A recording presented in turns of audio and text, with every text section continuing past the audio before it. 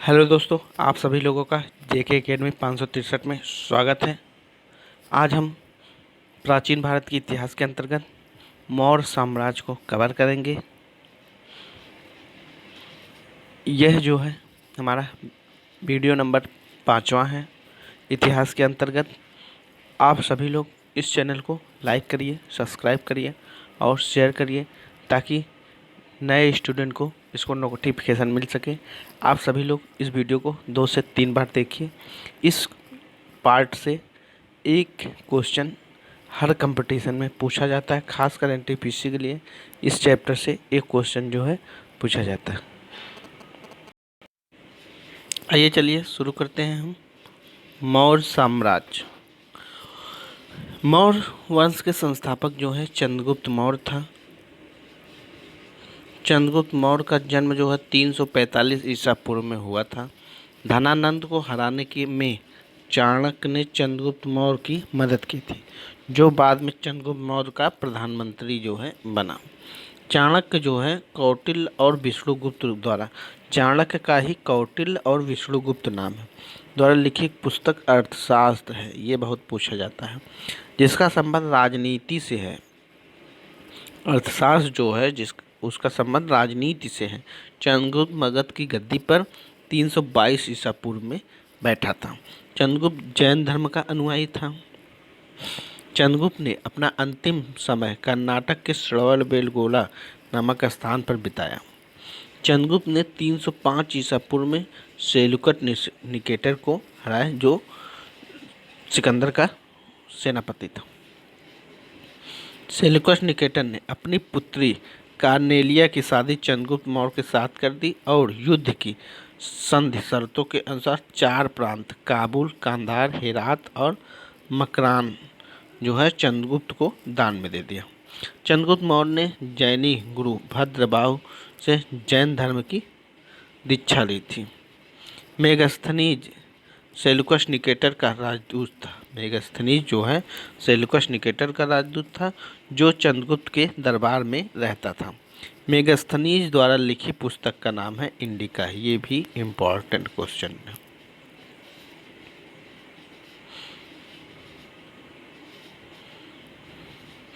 चंद्रगुप्त मौर्य और सेल्यूकस के बीच हुए युद्ध का वर्णन एम्पियानियानस ने किया था। प्लूटार्क के अनुसार चंद्रगुप्त ने सेल्यूकस को 500 हाथी जो है उपहार में दिए थे। चंद्रगुप्त मौर्य की मृत्यु 298 ईसा पूर्व में श्रवणबेलगोला में उपवास करते हुए हो गया था। अब आते हैं हम, चंद्रगुप्त मौर्य का उत्तराधिकारी बिंदुसार था। चंद्रगुप्त मौर्य का उत्तराधिकारी जो है बिंदुसार हुआ, जो 298 ईसा पूर्व में मगध की राजगद्दी पर बैठा। अमित्रघात के नाम से बिंदुसार को जाना जाता है। अमित्रघात को मतलब शत्रुओं का नाश करने वाला के नाम से बिंदुसार को जाना जाता है। अमित्रघात का अर्थ है शत्रु विनाशक। बिंदुसार आजीवक संप्रदाय का अनुयायी था। बिंदुसार जो है आजीवक संप्रदाय का अनुयायी था। वायु पुराण में बिंदुसार को भद्रसार या वारिसार जो है कहा गया है। स्टैम्बो के अनुसार सीरियन नरेश एंटियोकस ने बिंदुसार के दरबार में डायमेकस नामक राजदूत भेजा। इसे ही मेगस्थनीज का उत्तराधिकारी जो है माना जाता है। जैन ग्रंथों में बिंदुसार को सिंहसेन भी कहा गया है। बिंदुसार के शासनकाल में तक्षशिला में हुए 2 विद्रोह का वर्णन है। इस विद्रोह को दबाने के लिए पहले बिंदुसार ने सुसीम को भेजा, बाद में वह अपने पुत्र अशोक को भी भेजा था। एथनियस के अनुसार बिंदुसार ने सीरिया के शासन एंटियोकस प्रथम से मदिरा, सूखे अंजीर एवं दार्शनिक भेजने की प्रार्थना की थी, पर एंटियोकस प्रथम ने 2 चीज़ें भेजी, मदिरा और सूखे अंजीर भेजी, पर एक दार्शनिक जो थे वो दार्शनिक जो है नहीं भेजा था। बौद्ध विद्वान तारानाथ ने बिंदुसार को 16 राज्यों का विजेता जो है बताया है। उसके बाद आते हैं अशोक। बिंदुसार का उत्तराधिकारी अशोक महान हुआ, जो 200 669 ईसा पूर्व में मगध की राजगद्दी पर बैठा। राजगद्दी पर बैठने के समय अशोक अवंती का राज्यपाल था। मास्की एवं गुर्जरा अभिलेख में अशोक का नाम अशोक मिलता है। मास्की एवं गुर्जरा अभिलेख से अशोक का नाम जो है अशोक मिलता है। पुराणों में अशोक को अशोकवर्धन कहा गया है। अशोक ने अपने अभिषेक के 8वें वर्ष लगभग 261 ईसा पूर्व में कलिंग पर आक्रमण किया और कलिंग की राजधानी तोसली पर अधिकार कर लिया। प्लिनी का कथन है कि मिस्र के राजा फिलाडेल्फस टालमी सेकंड ने पाटलिपुत्र में डियानीसियस नाम का एक राजदूत भेजा था जो अशोक के दरबार में रहता था। उपगुप्त नामक बौद्ध भिक्षु ने अशोक को बौद्ध धर्म की दीक्षा दी। उपगुप्त नामक बौद्ध भिक्षु ने अशोक को बौद्ध धर्म की दीक्षा दी। अशोक ने आजीविकों को रहने हेतु बराबर की पहाड़ियों में 4 गुफाओं का निर्माण कराया, जिसका नाम है कर्ज, चौपार, सुदामा, विश्व झोपड़ी। ये 4 जो है गुफाओं के 4 नाम हैं। अशोक के पौत्र दशरथ ने आजीविकों को नागार्जुन गुफा जो है प्रदान की थी। अशोक की माता का नाम सुभद्रागी था। अशोक ने बौद्ध धर्म के प्रचार के लिए अपने पुत्र महेंद्र और पुत्री संघमित्रा को श्रीलंका जो है भेजा था। भारत में शिलालेख का प्रचलन सर्वप्रथम अशोक ने ही करवाया था। अशोक के शिलालेखों में ब्राह्मणी, खरोष्टी, ग्रीक, अरमाइक लिपि का प्रयोग जो है हुआ है। ग्रीक एवं अरमाइक लिपि का अभिलेख अफगानिस्तान से, खरोष्टी लिपि का अभिलेख उत्तर पश्चिम पाकिस्तान से और शेष भारत से ब्राह्मणी लिपि का अभिलेख जो है मिला है। अशोक के अभिलेखों को 3 भागों में बांटा जा सकता है। पहला है शिलालेख, दूसरा है स्तंभलेख, तीसरा है गुहालेख। अशोक के शिलालेख की खोज 1750 ईस्वी में पादरेटी फेंटथैलर ने की थी। इसकी संख्या 14 जो है। अशोक के अभिलेख पढ़ने से सबसे पहली सफलता 1837 ईस्वी में जेम्स प्रिंसेस को मिला है। अशोक के प्रमुख शिलालेख एवं उनके से वर्णित विषय।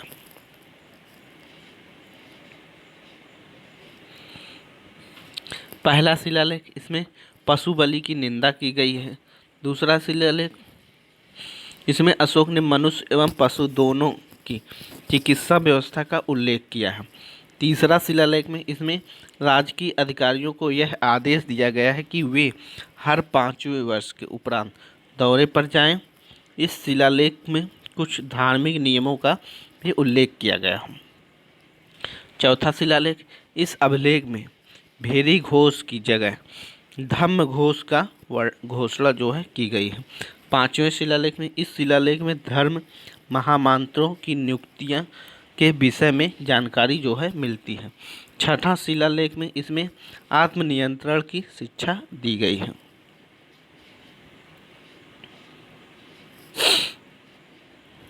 7वां और 8वां शिलालेख में इसमें अशोक की तीर्थ यात्राओं का उल्लेख किया गया है।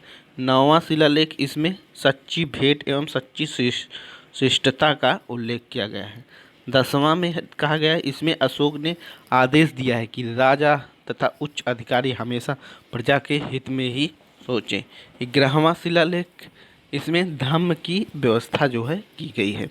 12वां शिलालेख, इसमें स्त्री महापात्रों की नियुक्ति एवं सभी प्रकार के विचारों का सम्मान की बात कही गई है। 13वां शिलालेख, इसमें कलिंग युद्ध का वर्णन एवं अशोक के हृदय परिवर्तन की बात कही गई है। इसी में पड़ोसी राजाओं का वर्णन है। 13वां शिलालेख बहुत इंपॉर्टेंट है, बहुत बार एग्जाम में पूछा गया है। 14वां शिलालेख, अशोक ने जनता को धार्मिक जीवन बिताने को प्रेरित किया था। इस प्रकार हमारा जो है 14 शिलालेख जो है कंप्लीट होता है। अशोक के स्तंभ लेखों की संख्या 7 है, जो केवल ब्राह्मणी लिपि में लिखी गई। यह 6 अलग अलग स्थानों से प्राप्त हुई हैं। पहला है प्रयाग स्तंभ अभिलेख, यह पहले कौशाम्बी में स्थित था। इस स्तंभ लेख को अकबर ने इलाहाबाद के किले में स्थापित करवाया था। दूसरा है दिल्ली टोपरा। यह स्तंभ लेख फिरोज शाह तुगलक के द्वारा टोपरा से दिल्ली जो है लाया गया। दिल्ली मेरठ, पहले मेरठ में स्थित यह स्तंभ लेख फिरोज शाह द्वारा दिल्ली जो है लाया गया है। फिर चौथा है रामपुरवा। यह स्तंभ लेख चंपारण बिहार में स्थापित है। इसकी खोज 1872 ईस्वी में कार्लायल ने की थी। लौरिया अरेराज चंपारण बिहार में है। लौरिया नंदनगढ़ चंपारण बिहार में इस स्तंभ पर मोर का जो है चित्र जो है बनाया गया है। कौशाम्बी अभिलेख को रानी का अभिलेख भी कहा जाता है। कौशाम्बी अभिलेख जो है उसको रानी का अभिलेख भी कहा गया है। अशोक का सबसे छोटा स्तंभ लेख रुम्मीदेई है। ये भी पूछा जाता है, अशोक का सबसे छोटा स्तंभ लेख कौन है? रुम्मीदेई है। इसी में लुम्बिनी में धम्म यात्रा की दौरान अशोक द्वारा भू राजस्व की दर घटा देने की घोषणा की गई थी। अशोक का 7वां अभिलेख सबसे जो है लंबा है।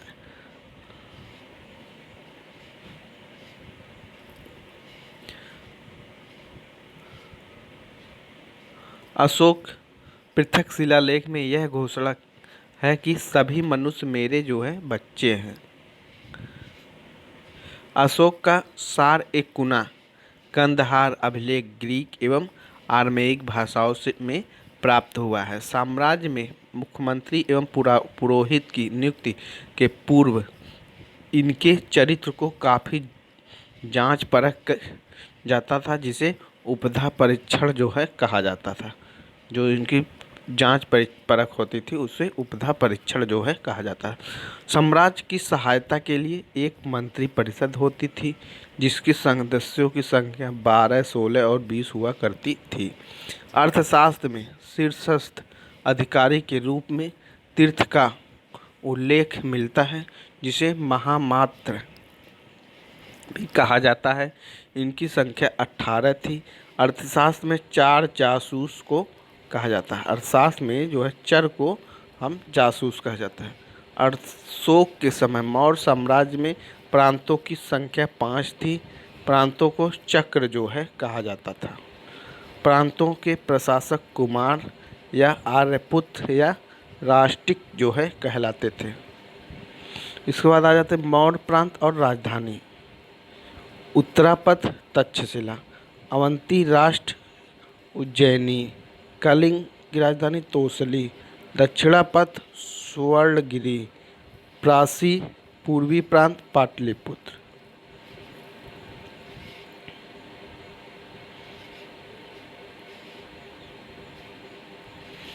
उसके बाद प्रांतों का विभाजन विषय में किया गया था, जो विषयपति के अधीन होता था। प्रशासन का सबसे छोटी इकाई ग्राम थी, जिसका मुखिया ग्रामीण कहलाता था। प्रशासकों में सबसे छोटा गोप था, जो 10 गांवों का शासन संभालता था। मेगास्थनीज के अनुसार नगर का प्रशासन 30 सदस्यों को एक मंडल करता था, जो 6 समितियों में विभाजित था। प्रत्येक समिति में 5 सदस्य जो है हुआ करते थे।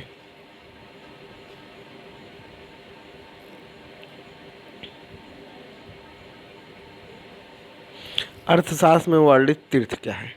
मंत्री जो है प्रधानमंत्री, पुरोहित धर्म एवं दान विभाग का प्रधान होता था, सेनापति सैन्य विभाग का प्रधान होता था, युवराज राजपुत्र होता था, दवारिक जो है राजकी द्वारा रक्षक होता था, अंतवैदिक जो है अंतःपुर का अध्यक्ष होता था, समाहर्त मतलब आय का संग्रह करता होता था, सन्निधाता मतलब राजकीय कोष का अध्यक्ष होता था, प्रशासक होता था कारागार का अध्यक्ष होता है, प्रदेष्टि होता था कमिश्नर होता था, पौर होता था नगर को का कोतवाल जो होता था उसको पौर कहते थे, व्यवहारिक प्रमुख न्यायाधीश होता था, नायक नगर रक्षक का अध्यक्ष होता था, कर्मांतिक उद्योग एवं कारखानों का अध्यक्ष हुआ करता था।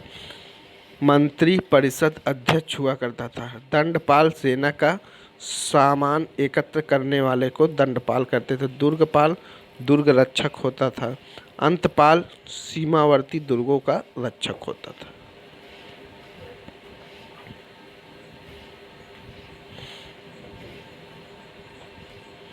प्रशासनिक समिति एवं उसके कार्य कुछ समिति हैं, उसके कार्य क्या क्या है। प्रथम, उद्योग एवं शिल्पकार का निरीक्षक। द्वितीय, विदेशियों का देखरेख। तृतीय, जन्म मरण का विवरण रखना। चतुर्थ, व्यापार एवं वाणिज्य की देखभाल करना। पांचवा, निर्मित वस्तुओं के विक्रय का निरीक्षण करना। षष्ठ, बिक्री कर जो है वसूलना। सेना समिति एवं उसके कुछ कार्य के सेना की समिति और उसके कुछ काम थे। पहले, जल सेना की व्यवस्था। दूसरी, यातायात एवं रसद की व्यवस्था। तीसरी, पैदल सैनिकों की देखरेख। चौथा, अश्वरोहियों की सेना की देखरेख।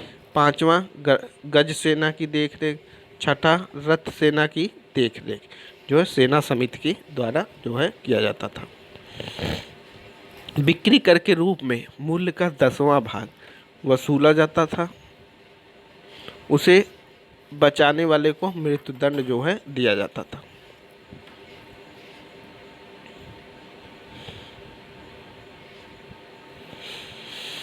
मेगास्थनीज के अनुसार एग्रोनोमाई मार्ग निर्माण अधिकारी जो है था। जस्टिन के अनुसार चंद्रगुप्त मौर्य की सेना में लगभग 50,000 अश्वारोही सैनिक, 9,000 हाथी एवं 8,000 जो है रथ थे। प्लूटार्क जस्टिस के अनुसार चंद्रगुप्त ने नंदों की पैदल सेना से 3 गुना अधिक संख्या में अर्थात 60,000 आदमियों को लेकर संपूर्ण उत्तर भारत को लौट डाला। युद्ध क्षेत्र में सेना का नेतृत्व करने वाले अधिकारी को नायक जो है कहा जाता है। सैन्य विभाग का सबसे बड़ा अधिकारी सेनापति होता है।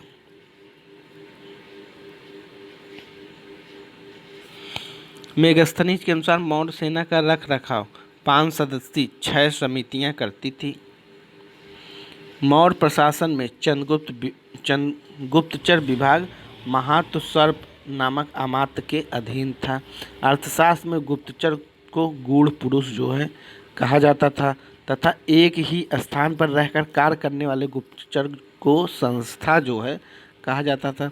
एक स्थान से दूसरे स्थान पर भ्रमण करके कार्य करने वाले गुप्तचर को संचार जो है कहा जाता था।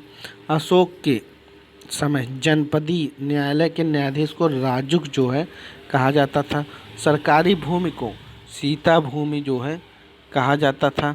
बिना वर्षा के अच्छी खेती होने वाली भूमि को आदेव मातृत्व कहा जाता था। मेगास्थनीज ने भारतीय समाज को 7 वर्गों में विभाजित किया। दार्शनिक, किसान, अहीर, कारीगर, सैनिक, निरीक्षक और सभासद। स्वतंत्र वेश्यावृत्ति को अपनाने वाली महिला को रूपा जीवा जो है कहा जाता था। नंद वंश के विनाश करने में चंद्रगुप्त मौर्य ने कश्मीर के राजा प्रवर्तक से सहायता प्राप्त की। मौर्य शासन जो है 137 वर्ष तक चला था। मौर्य साम्राज्य का जो है शासन जो है 137 वर्ष तक चला था। मौर्य वंश का अंतिम शासक बृहदत्त था। ये भी बहुत इम्पोर्टेंट है। इसकी हत्या इसके सेनापति पुष्यमित्र शुंग ने 185 ईसा पूर्व में कर दी और मगध पर जो है शुंग वंश का नींव डाल दिया। इसके बाद हम आ जाते हैं ब्राह्मण साम्राज्य पे। पुष्यमित्र शुंग जिसने मगध पर शुंग वंश की नींव डाली वह ब्राह्मण जाति का था। शुंग शासकों ने अपनी राजधानी विदिशा में स्थापित की। इंडो यूनानी शासन मिनांडर को पुष्यमित्र शुंग ने पराजित कर दिया।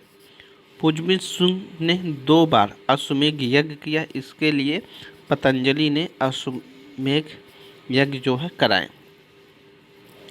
भरहुत स्तूप का निर्माण पुष्यमित्र शुंग ने करवाया था।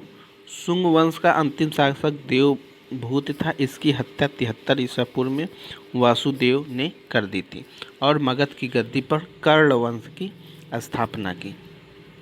कर्ण वंश का अंतिम राजा सुशर्मा हुआ। सिमुक ने 60 ईसा पूर्व में सुशर्मा की हत्या कर दी और सातवाहन वंश की स्थापना की। सातवाहन आंध्र वंश या तो सातवाहन वंश शासकों ने अपनी राजधानी प्रतिष्ठान में स्थापित की। प्रतिष्ठान आंध्र प्रदेश के औरंगाबाद में जिले में पड़ता है।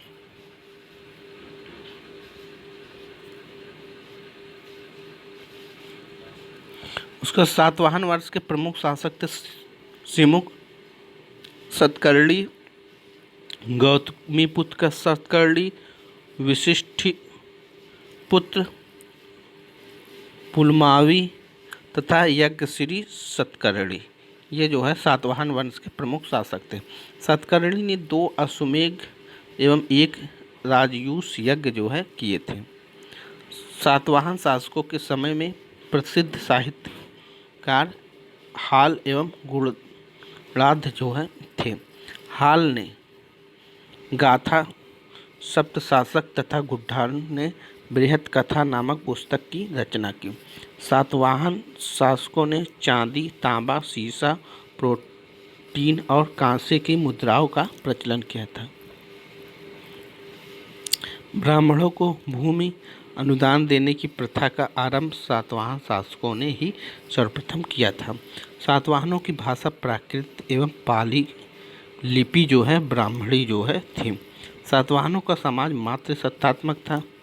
सातवाहनों की महत्वपूर्ण स्थापत्य कृति जो है कारले का चैत्य, अजंता एवं एलोरा की गुफा का निर्माण एवं अमरावती कला का विकास। सातकर्णी एवं अन्य सभी सातवाहन शासक दक्षिण पथ के स्वामी जो है कहे जाते थे।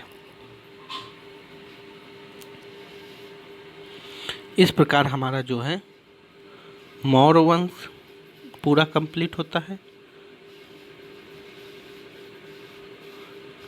मौर्य वंश कंप्लीट होता है और जो है ब्राह्मण वंश जो है ब्राह्मण साम्राज्य को हम कंप्लीट करते हैं। आप सभी लोग इस वीडियो को 2 से 3 बार देखिए और इससे एक भी क्वेश्चन गलत नहीं होगा। आप सभी लोग वीडियो को ज़्यादा से ज़्यादा शेयर करें और लाइक करें ताकि आपको नया जो भी हमारा वीडियो अपलोड हो उसका नोटिफिकेशन मिल सके। और शेयर करने से होगा जो नए स्टूडेंट एनटीपीसी की तैयारी कर रहे हैं उनको इसका नोटिफिकेशन मिलेगा, उनकी भी तैयारी अच्छी और बेहतर हो सके। आप सभी लोग का वीडियो देखने के लिए धन्यवाद।